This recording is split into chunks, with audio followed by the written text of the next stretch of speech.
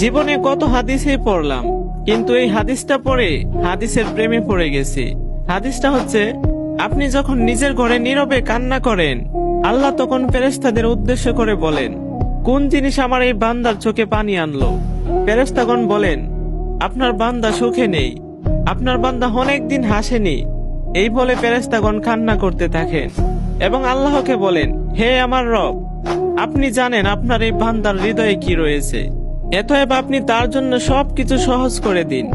আল্লাহ বলেন, আমার এই বান্দা এমন কিছু জীবন থেকে হারিয়ে ফেলেছে যা সে অধিক ভালোবেসেছিল। অতএব আল্লাহ বলেন, আমি শপথ করছি, আমার বান্দা যা তার জীবন থেকে হারিয়েছে এর চেয়ে উত্তম জিনিস তাকে এনে দিব, যা দেখে দুনিয়া ও আখিরাতে সবাই আশ্চর্য হয়ে যাবে। সুবহানাল্লাহ।